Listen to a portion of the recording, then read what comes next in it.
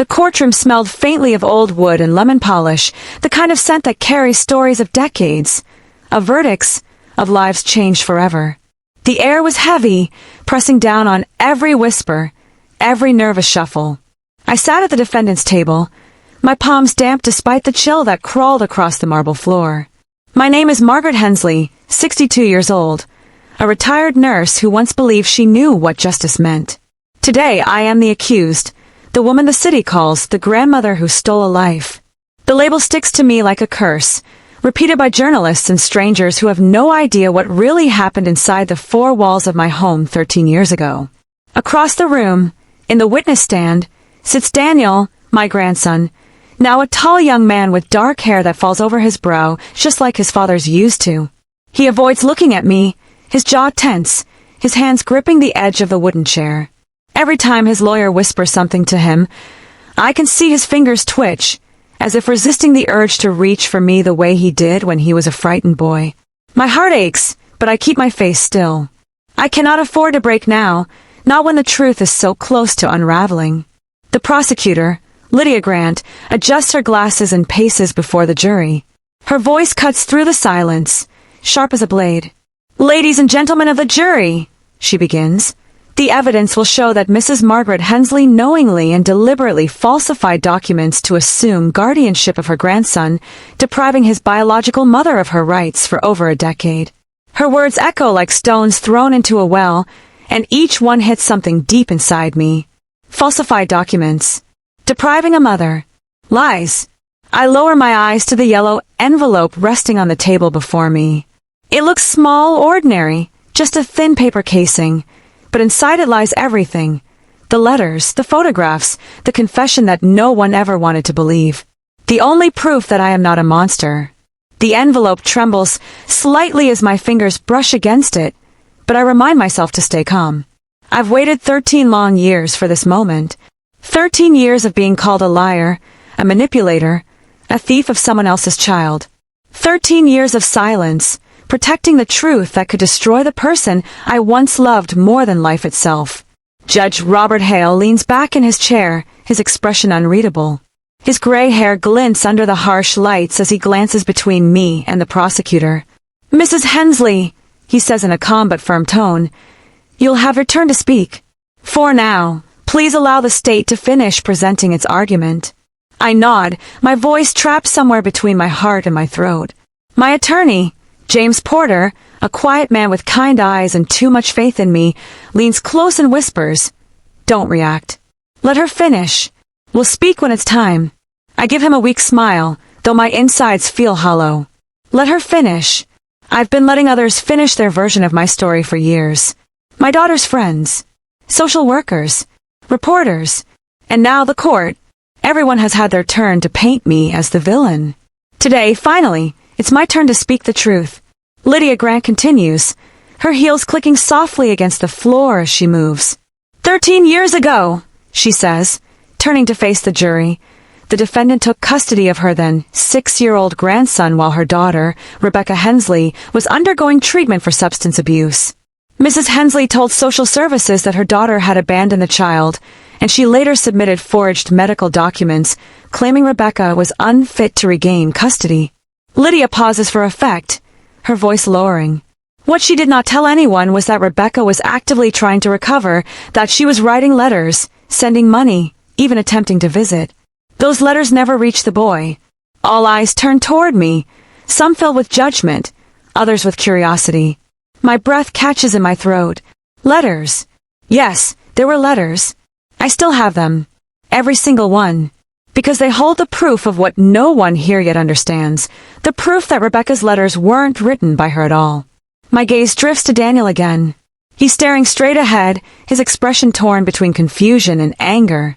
I wonder if he remembers the night I held him close when thunder shook the windows, or the mornings I made him pancakes shaped like stars because he refused to eat circles.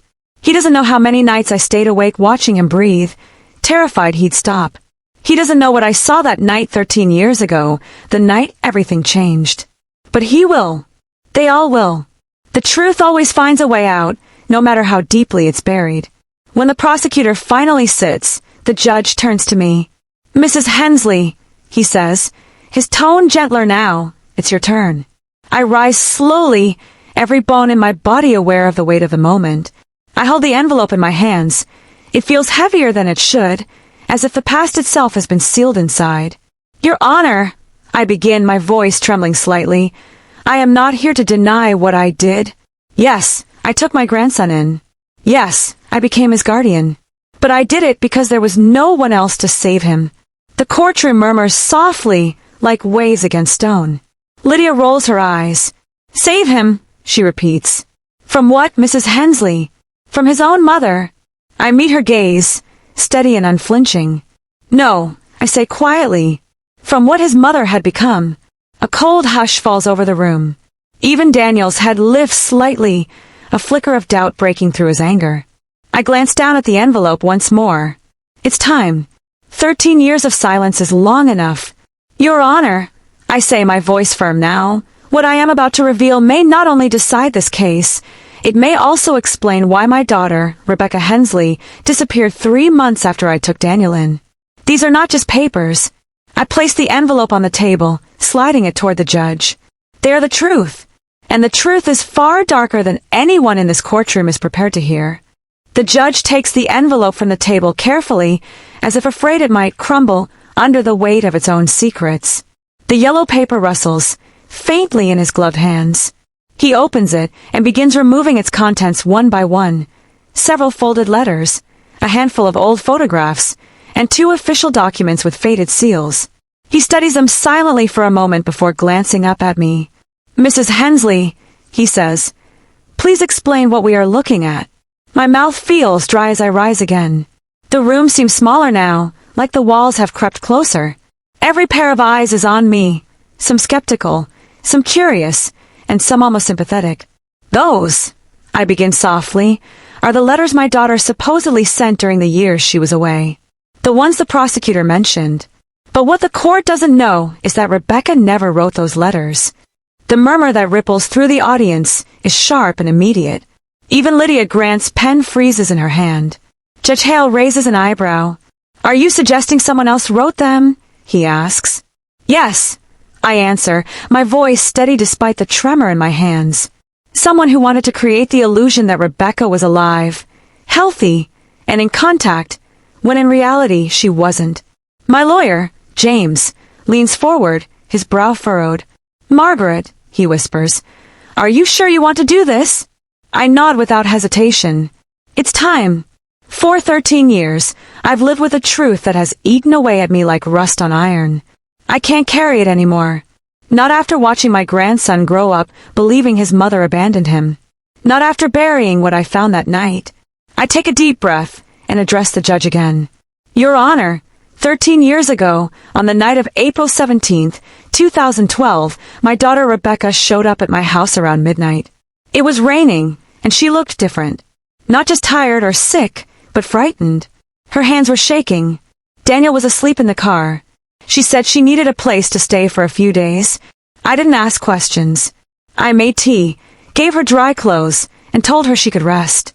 I pause, closing my eyes briefly to steady the images flashing in my mind. When I woke up the next morning, she was gone.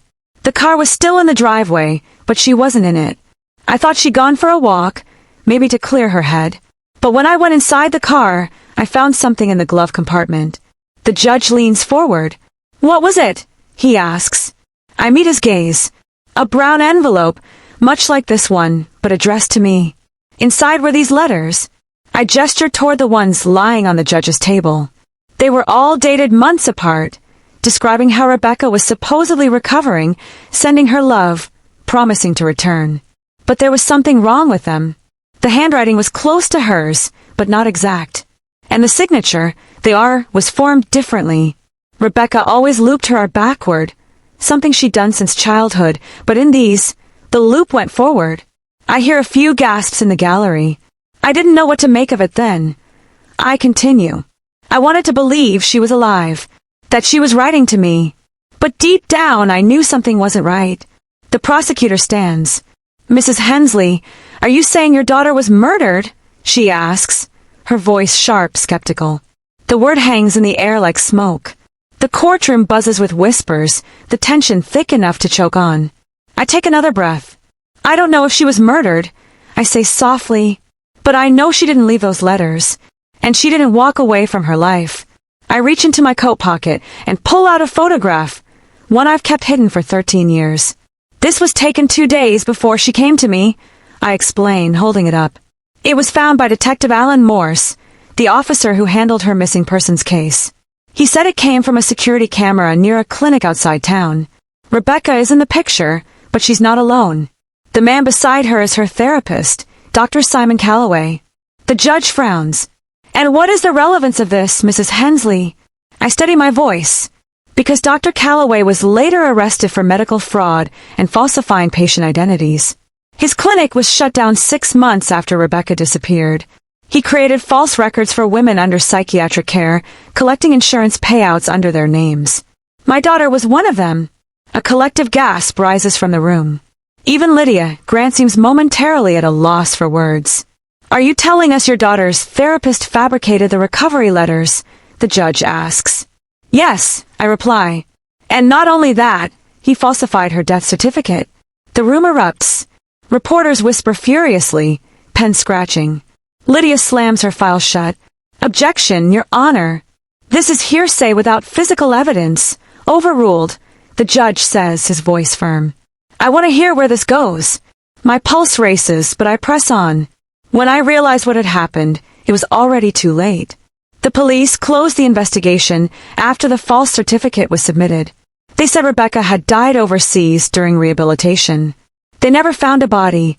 I was left with Daniel, who by then had already lost both parents, one to addiction, one to lies. I couldn't tell him. He was 6 years old. I thought I was protecting him from pain. I turned toward my grandson, whose face has gone pale. His lips part as if to speak, but no words come. Every year after that, I continue. I receive a new letter in the same handwriting, same tone. I kept them all, hoping one day someone would believe me. But no one did. The judge looks at me thoughtfully, tapping a pen against his notes. Mrs. Hensley, do you have proof that Dr. Calloway was involved directly with your daughter's disappearance? My throat tightens. Yes, Your Honor, I say quietly. Inside that second document in your hand is a signed statement from Detective Morse, written before he died 2 years ago. He never closed Rebecca's case in his private files. He kept investigating after retirement. He found records showing that Dr. Calloway transferred funds from several of his patients' insurance accounts, including my daughter's, into an offshore account under a fake identity. That identity used Rebecca's name. The judge studies the document, his eyes widening slightly as he reads. Lydia slams her hand on the table. This is absurd. Even if true, it doesn't change the fact that you denied the boys mother custody for 13 years. I turn to her, my voice trembling but unbroken. I didn't deny Rebecca anything. I denied a system that told me to accept her death when I knew she wasn't dead. I kept Daniel safe because I believed she'd come back one day. I never wanted this to become a battle in court. But if justice is what we're searching for today, then we must start with the truth. And the truth is that my daughter's story didn't end 13 years ago. It was erased. The silence that follows feels endless. Judge Hale sets the papers down slowly, his expression now far more serious. Mrs. Hensley, he says, you understand the gravity of what you're alleging. I nod. Yes, Your Honor. And I'm prepared to prove it. The judge leans back, his fingers steepled before him. Then we'll reconvene tomorrow morning to review these claims with supporting records. Until then, this court is in recess. He strikes his gavel once, but even after the sound fades, no one moves. My grandson's eyes meet mine for the first time in years. They're filled with confusion, but also something else, something fragile and flickering. A question, a hope, and I realize for the first time since that terrible night that the truth might finally have a chance to breathe. That night I couldn't sleep. The echo of the gavel still pulsed in my head like a heartbeat that refused to slow down. Every time I closed my eyes, I saw Rebecca's face, smiling faintly from the old photograph I'd shown in court. She had the same eyes as Daniel, a kind of light that always fought to survive, no matter how dark things got. I sat by the window of my small apartment, the city's lights flickering like restless souls outside. Rain tapped against the glass, soft but steady, the same rhythm as the night she vanished. 13 years, and still I hadn't escaped that sound. On the table before me lay a stack of documents I'd kept hidden for years. Copies of police reports, phone records, and the detective's final notes. My fingers trembled as I opened them again, tracing the faded ink like an old wound. Detective Morse had believed me when no one else did. He'd visited me every year, bringing updates, theories, fragments of truth. And before he died, he'd left me one final message, a note tucked beneath my door, sealed in a plastic bag. It had only 5 words. He's still alive. Find him. I never knew who the he referred to at the time, Dr. Simon Calloway, or someone else connected to the case. But now, after today's hearing, the puzzle felt alive again, reshuffling its pieces. My lawyer, James, called to check in around midnight. You did well today, he said, his voice weary but calm. The judge believes you have something. Tomorrow we'll request official reopening of the disappearance case. I thanked him, though part of me wondered if I had the strength to face what might come next. Do you really think anyone will care after all this time? I asked. He sighed. If there's a chance your daughter's still out there, or if there was foul play, they'll have to. We ended the call, and I stared at the rain until my eyes blurred. For the first time in years, I wasn't just the accused grandmother. I was a mother again, one who might still find her child. The next morning, the courthouse steps were crowded with reporters. Cameras flashed, microphones thrust forward, questions hurled like stones. Mrs. Hensley, did you forge the custody documents? Do you have proof your daughter's alive? Are you accusing the state of negligence? I kept my head down, gripping my cane tightly. James guided me through the chaos, shielding me as best he could. Inside, the courtroom felt different today, quieter, heavier, as though it understood that something irreversible was about to begin. Judge Hale entered, his expression unreadable. We are here to review the new evidence submitted by the defense, he said. Given the nature of Mrs. Hensley's claims, I have authorized temporary access to the closed records of Dr. Simon Calloway's investigation. Lydia Grant stiffened at that, clearly displeased. Your Honor, this could set a dangerous precedent, she protested. We cannot reopen a case based solely on speculation. The judge cut her off with a wave of his hand. We are not reopening yet. We are reviewing. His gaze turned to me. Mrs. Hensley, please proceed. I stood, my knees trembling, and handed over another envelope. This one contained a photocopy of an old email, one I had found in Rebecca's forgotten laptop long after she disappeared. Your Honor, I said, this message was sent from my daughter's account 3 days before she went missing. It was addressed to Dr. Calloway. The judge nodded for me to continue. It says, you promised me this treatment would be confidential. If you don't return my file, I will have to tell the police. I know about the accounts. Don't think I won't talk. The courtroom erupted again. Lydia immediately rose. Your Honor, this could be fabricated. There's no verification. It's been verified, James interjected, handing over a digital forensics report. Time-stamped and traced. It's authentic. The judge's brows furrowed. So, your daughter threatened to expose her therapist's crimes, and then disappeared days later. Yes, I said quietly. And 2 months after that, Dr. Calloway closed his clinic and moved out of the state. For a long moment, the only sound in the courtroom was the soft hum of the air conditioner. Then, from behind me, a chair creaked. I turned to see Daniel standing up. His face was pale, but his eyes burned with something fierce. Anger, grief, or perhaps awakening. Your Honor, he said shakily, may I speak? Lydia tried to object, but the judge allowed it. Go ahead, Mr. Hensley. Daniel's voice cracked as he spoke. All my life, I was told my mom was an addict who left me. My grandma never said a bad word about her, but she never told me she might still be alive. Why? His question pierced through me like glass. I swallowed hard. Because I wanted to protect you, I said softly. You were just a boy. You'd already lost your father in that accident. I couldn't let you live with another nightmare. His jaw clenched. So instead, you let me live a lie. His words were like a slap, but I didn't flinch. I deserve them. Yes, I whispered. I did. Because the truth was worse. The judge cleared his throat. Mr. Hensley, please sit. We'll get to that later. He turned back to me. Mrs. Hensley, do you have any evidence Dr. Calloway is still alive? Yes, I said. My hands shook as I unfolded another paper, the final note from Detective Morse.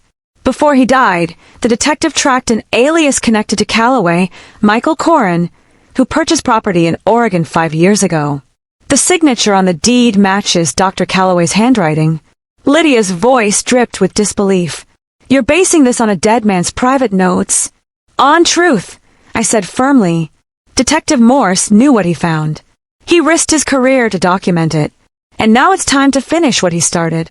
The judge nodded slowly, his expression thoughtful. Then this court will formally request an interstate inquiry regarding this alias. Lydia looked furious, but she didn't speak again. The gavel struck once, sealing the decision. I exhaled, trembling, a strange mix of fear and relief surging through me. As the courtroom began to empty, Daniel lingered near the door. He didn't look at me, but his voice reached softly through the distance. If she's out there, if Mom's still alive, I want to find her too. I froze, my heart lurching. For the first time since this nightmare began, I saw something in his eyes that wasn't hatred. It was something fragile, like forgiveness waiting to be born. That night, I returned home to silence. But it wasn't the silence of guilt anymore. It was the silence before truth finally speaks. The rain had stopped. Outside, the streetlights glowed against the wet pavement, and the air smelled like something new, something clean. I poured myself a cup of tea, sat at the same window where I'd waited for years, and whispered to the darkness, Rebecca, wherever you are, we're coming. The days that followed felt like living inside a storm that refused to move on. Reporters haunted my street, their cameras flashing through the curtains like lightning. Every headline had my name in it. Grandmother exposes hidden medical scandal. Missing mother's case reopened after 13 years. But fame had never interested me. What I wanted was truth, the kind that didn't fade under scrutiny. The police reopened Rebecca's file, this time as both a missing person and potential fraud case. They took the letters, the photo, the documents, and for the first time, my daughter's story was being treated like something real, not the ramblings of an old woman who couldn't let go. Detective Nora Fields, a sharp-eyed woman in her 40s, was assigned to lead the new investigation. She visited me on a Tuesday morning, her notepad balanced on her knee as she spoke. Mrs. Hensley, I've reviewed the evidence you presented, she said. We've traced several aliases connected to Dr. Simon Calloway, or Michael Corrin, as you mentioned. We believe he may have operated a new clinic in Portland under that name. My hands trembled around my teacup. So he's alive. She nodded slowly. Yes. And if he's alive, he might know what happened to your daughter. Her words cut through me like a blade of cold air. 4 years. I'd imagined Rebecca's face. Alive, dead lost, but never once had I allowed myself to believe I might one day see her again. Do you think she's alive too? I asked quietly. The detective hesitated. I can't promise that, Mrs. Hensley. But the evidence suggests her medical records were being updated under one of the false identities Calloway created. That means someone was maintaining her profile, either to hide her or to keep collecting money in her name. I felt my breath catch. Then find him, I said. Find the man who took my daughter's life and made it disappear. The following week, Daniel came to see me for the first time since the hearing. He looked uncertain, standing at my doorway like he used to when he was little and afraid to ask for extra dessert. Can I come in? He asked softly. My voice nearly broke. Of course. He stepped inside, glancing around the house that had once been his entire world. The worn furniture, the photographs lining the mantel, the faint smell of lavender soap. Everything's smaller, he murmured. You've grown, I said with a smile. We sat across from each other at the kitchen table, the same table where I'd taught him to read, where I'd hidden bills and unpaid rent notices under the placemats. Silence filled the room for a long time before he spoke again. I read the police report, he said quietly, and I saw the photo. You really think she was alive all these years? I looked at him, my heart aching at the confusion in his eyes. I don't think, I said softly. I know. He leaned forward, resting his elbows on the table. Then let me help you. Please. His voice cracked at the edges. I saw in him the same determination that had always burned in Rebecca, that stubborn, hopeful spark that refused to die. "You've already helped," I said, "just by believing me." But he shook his head. "That's not enough. I want to go with you to Oregon. If he's there, I want to see him." The thought terrified me, but I also knew this was his right, to look into the face of the man who had stolen his mother. I nodded slowly. "All right," I said. "We'll go together." 2 days later, Detective Fields arranged for us to accompany her team to Portland. The drive was long and silent, the kind of silence that stretches between two people bound by grief and blood. Daniel sat beside me, earphones in, staring out at the rain-streaked windows. Every now and then, he'd glance my way as if wanting to speak, but the words never came. When we finally reached the small suburban neighborhood where Calloway, or Corin, was believed to live, the tension was suffocating. The detective parked near a modest house at the edge of town, its paint peeling, the yard overgrown. "That's it," she said quietly. "He's been living here under a false name for the last 8 years. Local police will handle the warrant." My heartbeat thundered in my ears. The air smelled like wet earth, thick with memory. We waited in the car as the officers approached the house. Minutes passed like hours. Then, a commotion. The front door burst open, and 2 officers let out an older man in handcuffs. His hair was gray now, his face thin, but the eyes were unmistakable. Sharp, cold, calculating. It was him, Simon Calloway. Daniel's hand tightened on my arm. "That's him," he whispered. I nodded. "That's the man who took everything from us." As they walked him past the car, he turned his head slightly, and for a moment, our eyes met through the glass. A faint smile tugged at his lips. Not remorse, but recognition. It was the smile of someone who still held a secret. Back at the station, Detective Fields interrogated him for hours. We waited outside, the ticking of the clock echoing like footsteps in an empty hall. Finally, she emerged, her expression grim. "He's denying everything," she said. "Claims he doesn't know your daughter. But we found documents in his home, patient files, hidden behind false walls. Rebecca's name appears in several." My stomach twisted. "Was there anything else?" I asked. The detective hesitated before answering. "Yes. One of the files contains a photograph taken 5 years ago. It's a woman in a hospital gown. The image is blurry, but the face." She slid a printout across the table. My hands trembled as I lifted it. The woman's hair was longer, her eyes tired, her frame thinner, but I would have known her anywhere. "Rebecca," I breathed. My knees nearly gave out. Daniel stared at the photo, tears spilling down his cheeks. "That's her," he whispered. "She's alive."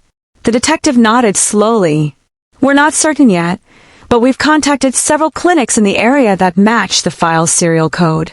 If she's been moved under a false identity, we'll find her."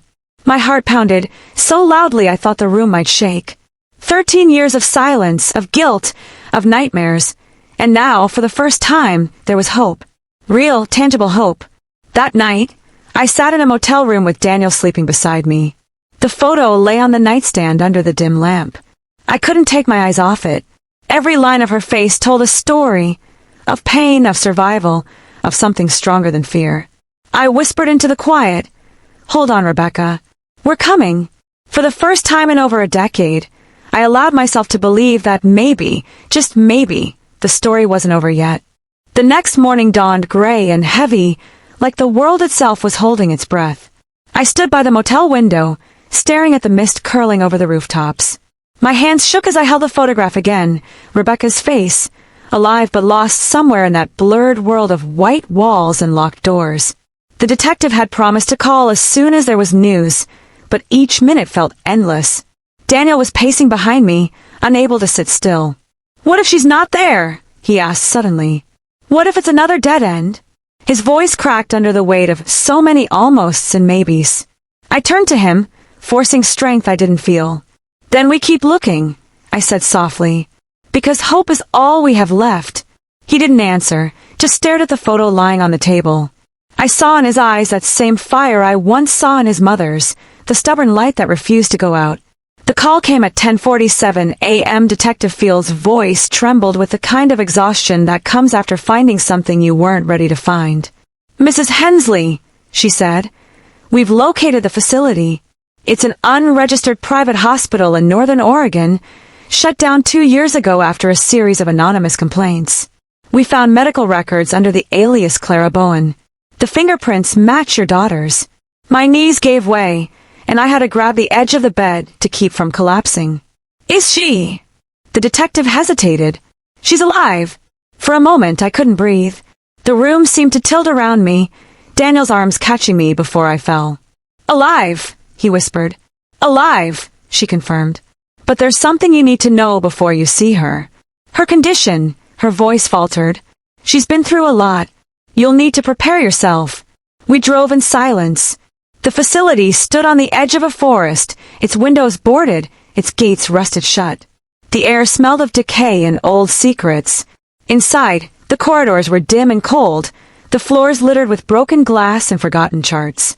A caretaker led us to one of the back rooms where a single bed remained, sheets clean, a vase of wilted flowers on the nightstand. And then I saw her. My daughter, Rebecca. She was sitting by the window, her hair long and streaked with gray, her eyes distant but unmistakably hers. When she turned toward us, time seemed to collapse. 13 years of grief, anger, and guilt vanished in a heartbeat. "Rebecca," I whispered. My voice trembled like a prayer. She blinked slowly, confusion flickering in her gaze. For a moment, she didn't seem to recognize me. Then, something shifted, a small, fragile spark of memory. "Mom!" The word was faint, barely more than breath, but it broke me completely. I rushed to her side, tears streaming down my face, and took her hands in mine. They were thin and cold, but real. Alive. Daniel stood frozen in the doorway, his face pale, tears blurring his eyes. Rebecca looked at him, her brow furrowed, as if trying to recall a dream. "You've grown," she murmured, her lips trembling. You look just like your father." He knelt beside her, unable to speak, just nodding through his tears. "I thought you were gone," he whispered. "I thought you left us." Rebecca shook her head weakly. "No. He wouldn't let me." Those words chilled me to my core. "Who?" I asked, though I already knew. Her eyes darkened. "Dr. Calloway," she said softly. "He said he could fix me, make me better. But when I told him I wanted to stop, that I would tell the police, he said I was too unstable. He locked me away, changed my name, told everyone I was dead." Her voice cracked, and she pressed a trembling hand to her chest. "He said it was for my own good, that no one would believe me." I felt the room spinning. Every nightmare, every sleepless night, every prayer unanswered, all of it had led here. "You were his patient," I whispered, "and he made you disappear." She nodded slowly, tears sliding down her cheeks. "I tried to run once," she said, "but he always found me, until one day he didn't come back. They said the funding stopped. The others left. I stayed." Daniel reached for her hand, his voice breaking. "We're here now, Mom. You're safe. He can't hurt you anymore." She looked at him for a long moment, then smiled, a small, fragile thing that felt like sunrise after endless night. "I knew you'd find me," she whispered. "I used to dream you'd walk through that door." I couldn't hold back my sobs anymore. I pulled her into my arms, feeling the weight of her body against mine, the warmth of a life I thought I'd buried years ago. "I'm sorry," I whispered again and again. "I'm so sorry I didn't find you sooner." She shook her head. "You never stopped looking. That's what saved me." The days that followed blurred together, hospital tests, interviews, endless questions from the police. Dr. Calloway was charged with multiple counts of fraud, unlawful confinement, and medical abuse. His empire of lies had finally collapsed. The courtroom that once felt like a place of punishment now became a place of justice. When I took the stand again, this time it wasn't as the accused, but as the mother who never gave up. Rebecca sat behind me, her hand resting gently on mine, and Daniel stood beside her, proud and unbroken. The judge read the verdict, guilty on all counts. Calloway showed no emotion, only that same hollow calm that had haunted me for years. But I no longer feared him. After the trial, we returned home, all three of us. The house felt different now, filled with a kind of quiet peace. Rebecca moved slowly, still healing, but she smiled more each day. Daniel would sit with her in the evenings, telling her stories of his childhood she'd missed, laughter mixing with tears. And sometimes, when the light hit just right through the curtains, I would watch them and think of how fragile time is, how easily it can steal everything and yet, somehow, give it back again. One evening, Rebecca asked me, "Do you ever hate him? For what he did?" I thought for a long time before answering. "No," I said softly. "Hate would keep me where he left us, trapped. I'd rather remember that love survived him." She smiled at that, a single tear glistening in her eye. "Then maybe," she said, "we finally won." That night, as I stood by the window, the rain began to fall again, soft, steady, and familiar. But it no longer sounded like sorrow. It sounded like forgiveness. I closed my eyes, and for the first time in 13 years, I let the silence be peace.